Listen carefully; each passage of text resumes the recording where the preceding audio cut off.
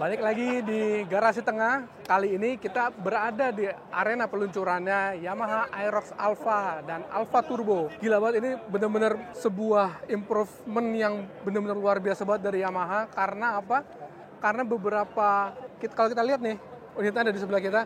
Kalau kita lihat detail-detailnya ya, selain perubahan bodinya, selain penggunaan yang full LED sekarang pencahayaannya, ini benar-benar improvement banget sih. Kelemahan-kelemahan di Aerox yang gen sebelumnya benar-benar direvisi sama Yamaha di sini. Gimana lebih detailnya? Tonton terus di garasi tengah. Yang baru aja di launching sama Yamaha hari ini, itu punya beberapa tipe ya. Yang paling rendah atau tipe entry levelnya adalah yang di dekat gue ini, yaitu Aerox Alpha Standard. Dihargai di harga 29 jutaan. Bener-bener apa ya, hampir nggak ada bedanya sih yang signifikan secara tampilan ya. Karena apa? Perbedaannya sama Aerox yang di atasnya Alpha Standard adalah Yamaha Aerox Alpha Cyber City. Nanti kita lihat unitnya di sebelah. Lalu setelah Aerox Alpha Cyber City ada lagi Aerox Alpha Turbo. Dan paling atasnya yaitu Aerox Alpha Turbo Ultimate. Kita cek dulu yang satu ini, Aerox Alpha Turbo yang tipe paling murahnya. Kita lihat dari fasianya dulu ya, bagian depannya. Sekarang udah nggak pakai headlamp yang LED biasa, tapi sudah pakai LED projector kanan kiri bro. Gila, ini keren banget. Kalau misalkan kalian lihat lebih dekat lagi nanti kita B-roll detailing ya. Dia ini kayak kotak begitu, dua headlamp kanan kiri sepasang, tapi udah LED projector, sorry. Lalu DRL-nya benar-benar berubah, walaupun nggak berubahnya masih mempertahankan apa ya, ciri khasnya sebuah Aerox gitu ya. Cuman ini memang benar-benar berubah banget. Lampu sennya pindah ke ujung sesuai bocoran, yang katanya lampunya lebih sipit, terus lampu sennya pindah ke ujung. Sudah LED juga. Di sini juga ada semacam apa ya, winglet gitu ya. Bentuknya kayak winglet yang MotoGP gitu, Moto Superbike, Super Sport. Tapi dengan apa nih namanya, grafis garnish yang ala-ala carbon forged gini. Ini top banget sih. Kalian para user Aerox kan dulu kan ribut nih, ngeluh jedak-jeduk gitu kan. Nah sekarang nih shock breaker depan ya sudah di-upgrade, tidak lagi menggunakan as batang 26 mm, tapi sekarang sudah pakai yang 30 mm. Ini mirip NMAX tapi tidak plek-ketiplek atau tidak saling bisa tukar pasang sama NMAX gitu ya.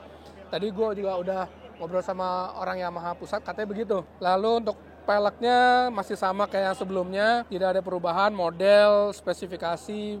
Bannya juga masih 110 per 80 ring 14. Cakramnya juga masih cakram diameter 230. Kalipernya juga masih satu kaliper, satu piston. Terus bagian tamengnya itu memang agak bulky gitu ya, agak gemuk, agak ke samping.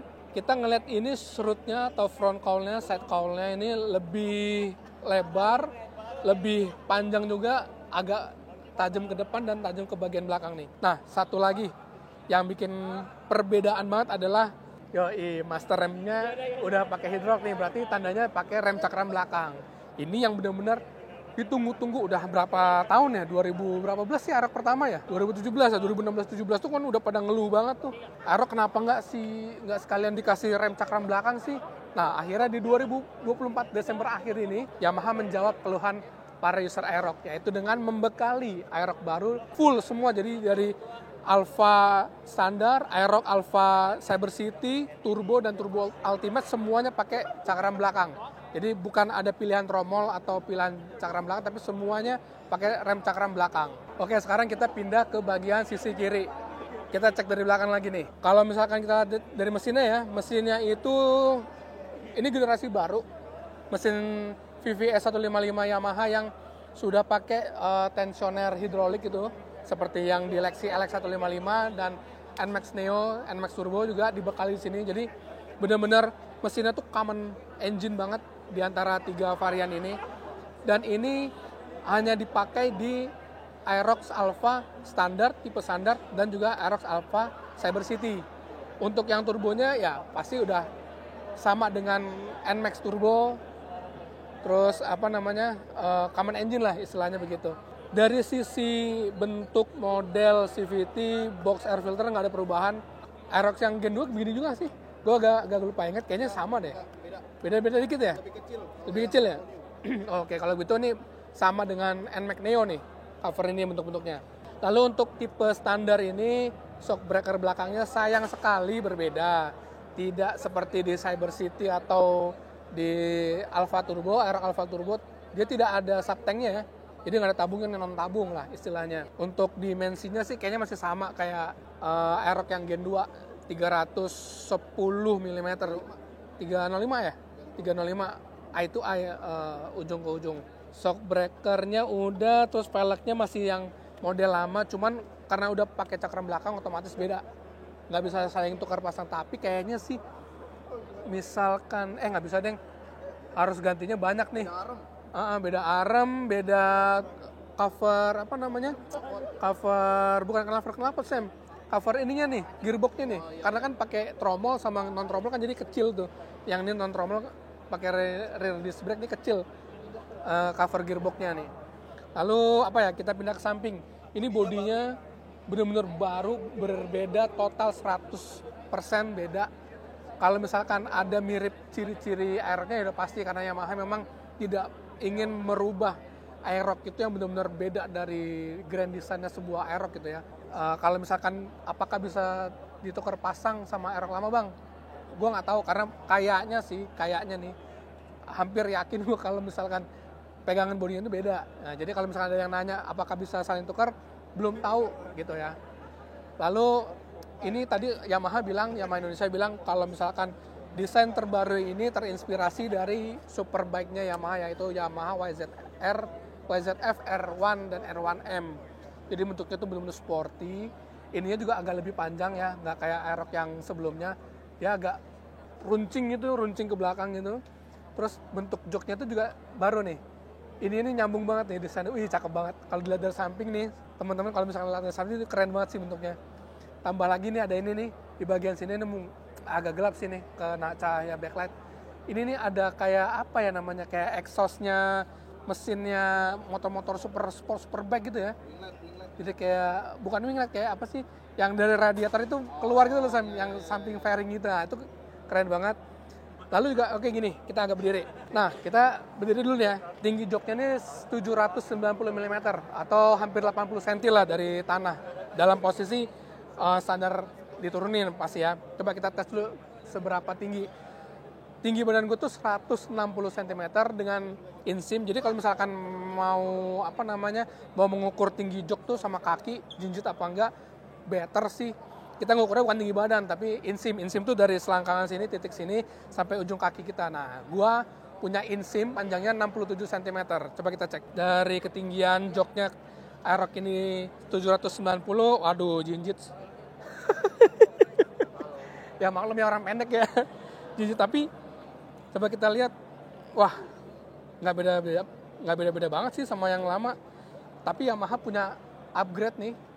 Tadi waktu presentasi juga bilangnya Aerox terbaru ini decknya ini atau footrestnya ini, footpacknya ini dibekali 2 posisi. Bukan selonjoran karena ini bukan NMAX, tapi karena rasanya sporty, jadi dibentuk satu lagi. Decknya tuh agak diberundak yang bagian belakang supaya bisa, nah kalau lagi speeding nih, wah ya kan bisa nunduk tuck in gitu ya.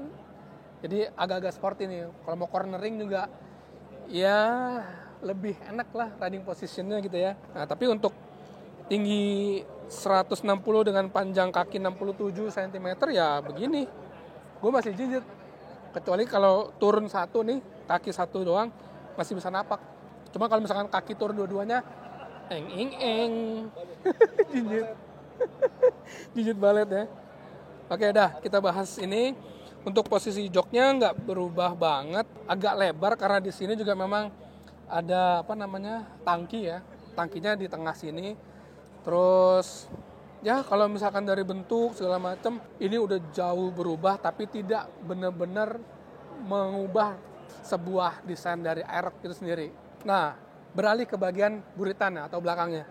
Lampu belakangnya sekarang sudah tidak sipit memanjang ke samping atau tidak pipih gitu lagi ya, tapi menyerupai R15 yang baru. R15 sebelumnya yang VVA yang sebelum sekarang, R25 juga mirip, R1M juga mirip, R6 juga mirip banget begini. Jadi full LED, sekarang sudah full LED. Ini juga udah LED nih sennya nih. Nggak kayak yang dulu lagi ya. Kalau yang dulu kan kita hazard. Oke. Tuh, ini udah pencahayaannya LED. tapi berbeda dengan punyanya si MT25, sama-sama LED, cuman ini kayaknya mungkin ya agak lebih murah gitu lah. Mungkin agak lebih murah karena yang punyanya MT25 itu kan kalau menurut gue sih mahal ya, 200 ribuan per bijinya. Nah, tapi ini yang ini nih udah LED, cuman bentuknya sedikit berbeda, pencahayaannya juga masih bagus, masih terang. Buktinya di ruangan yang masih ada cahaya kayak begini juga sangat-sangat terlihat sekali. Terus juga bagian behalnya nih masih sama kayak yang dulu nih, model-model grip yang ngumpet di balik body gitu. Menurut kalian gimana desain belakangnya? Kalau menurut gue sih keren banget. Sporty, Scutic Super Sport nih. Kalau kata Yamaha ya bener, Scutic Super Sport, Aerox Alpha, top. Kita lanjut ke bagian sebelahnya lagi. Nah, kita ganti unit nih karena memang situasinya berebutan ya. Jadi dari bagian samping kanan itu sebenarnya nggak ada berubah banyak sih sama generasi yang kedua, Aerox kedua. Model cover radiatornya masih sama, cover knalpotnya juga masih sama. Cuman yang pastinya berbeda adalah di bagian swing arm dan rear disc brake-nya dong, cakram belakangnya. Nih, coba kita lihat. Nih, cakram belakangnya single piston. Pistonnya satu, diameternya juga sama kayak yang cakram depannya. Lalu, Sam, kita ke speedometer Sam. Speedometernya itu keren banget menurut gua. Coba kalian lihat, dia tipenya tuh floating ya. Ini belum TFT, tapi ini sudah LCD. Ini LCD sama kayak yang Aerox biasa sebenarnya, cuman menurut gua nih yang paling kerennya adalah dia model floating sama kayak mobil-mobil Eropa, mobil-mobil mewah gitu. Dia nggak nempel kan, kayak ngambang gitu kan, makanya dibilangnya tipe floating, model floating. Untuk area stangnya ya sederhana seperti ini karena tidak ada turbo, YCVT tidak ada, jadi tidak ada knob. Menunya cukup lengkap, trip meter 1, trip meter 2, V-belt, oil, odometer, tegangan aki segala macam, jam ada, tachometer ada, fuel meter ada, temperaturnya juga ada. Otomatisnya paling gede speedometer sih, jalan kilometer per jamnya tuh paling gede. Overall keren, seperti R1 lagi-lagi kayak super sport ya. Motor ini benar-benar mirip super sport. Oke, itu menurut gua first impressionnya yang versi standar ya. Yang ini sama kamera tadi ya. Coba kita cek ke yang turbo, yuk. Ini kita mau pakai fitur navigation-nya ya. Jadi navigation-nya itu ada di aplikasinya si Y-Connect. Ya, dia ada aplikasi Y-Connect dengan fitur Maps di sini. Oke, jadi si aplikasi ini akan mendefine kalau unit ini adalah unit yang bisa menggunakan navigasi. Karena kan ada unit yang tidak menggunakan navigasi. Nah, setelah itu kita klik Maps-nya. Nah, metode pointingnya itu ada dua. Ada kita bisa berdasarkan pointing seperti ini. Kita taruh nih, seperti ini. Pointing contoh kalau kita mau ke sini ya. Pointing seperti ini, terus get direction. Nah, oke, udah get direction. Lalu, dan dia langsung keluar di sini. Nah, nanti kalau kita pakai TWS atau kita pakai intercom, nanti dia akan keluar suara. Jadi voice navigation-nya nanti ada keluar di sini. Seperti itu juga. Nah, oke, lalu yang selanjutnya kita juga di aplikasi Y-Connect-nya ini kita bisa save untuk tempat-tempat yang memang kita sering kunjungin kayak rumah, kantor gitu. Jadi kita nggak perlu nyari-nyari lagi gitu kan. Ya di sini saya taruh kantor, rumah gitu ya. Kita cukup klik di sini, kantor, get direction. Oke, dan udah kita close. Mungkin ditaruh, selesai. Nanti turn by turn-nya akan main di sini. Dia akan nge-display di sini. Lalu di sini juga dia bisa ada panah Mas ya? Iya, karena sistemnya turn by turn. Okay. Seperti itu, dia sistemnya turn by turn. Di sini lalu ada voice navigation-nya juga, kanan kiri. Lalu untuk bahasanya sendiri gimana? Bahasanya sendiri itu menggunakan settingan yang ada di handphone. Jadi kalau kita settingan yang ada di handphone itu bahasa Indonesia, maka dia akan keluar Indonesia. Kanan, kiri gitu ya, left, right gitu ya, lurus seperti itu. Ya, seperti itu. Jadi untuk Maps-nya itu sendiri kita sudah menggunakan Google Maps. Berbeda dengan versi yang ada di NMAX kemarin ya, Turbo ya, Turbo kan pakai Garmin gitu ya. Nah, sekarang kita melakukan pengembangan ke penggunaan Maps Google. Seperti itu ya, bilang gini. Ya. Oh gitu ya, ya betul. Ya seperti itu kalau untuk dari sisi navigation-nya itu sendiri. Oke, buat teman-teman yang masih penasaran perubahannya sejauh mana mengenai Aerox Alpha ini. Jadi kalau misalkan kita cek ke tangki bensinnya, kapasitasnya tuh sekarang 5,5 liter. Kalau yang sebelumnya berapa Sim? Sama ya? Oh berarti nggak ada perubahan. Cuman mungkin ada sedikit perubahan bentuk di dalamnya karena menyesuaikan bodinya ya. Jadi tangkinya masih sama, kapasitasnya 5,5 liter, posisinya di tengah. Lalu bagian joknya, bagasinya 20 berapa Sim tadi? 24,5 liter. Jadi ya bisa dibilang nggak berbeda jauh sama sebelumnya ya. Nah seperti ini. Bagasinya sepertinya sih cukup satu helm half face atau full face ya. Full face masih masuk tapi cuma satu, cuman sisanya agak sedikit lebih sempitnya karena memang bodinya tuh gede di tengah, lalu ke belakangnya tuh karena bodinya memang naik ya, agak menyempit di bagian belakangnya gitu. Tapi untuk overall sih sama persis sih sama yang lama, sama yang generasi kedua. Oke. Kayaknya begitu dulu aja impresi singkat garasi tengah soal Aerox Alpha dan semua variannya ya. Jadi sebenarnya ada yang turbo sama turbo ultimate. Yang turbo ultimate itu dia bedanya dipasangi performance damper di bagian sasis sini.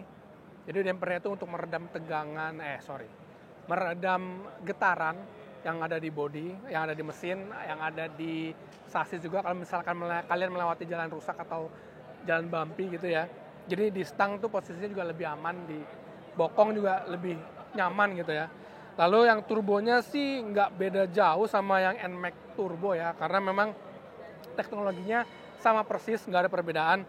Untuk fitur Y-Shift-nya juga sama persis, ada 3 level, bisa 1-1-1, bisa deselerasi juga, akselerasi, deselerasi, lalu juga ada riding mode yang sama juga, ada S mode, untuk yang sport atau yang T-mode yang untuk city touring mode gitu ya, yang lebih kalem gitu.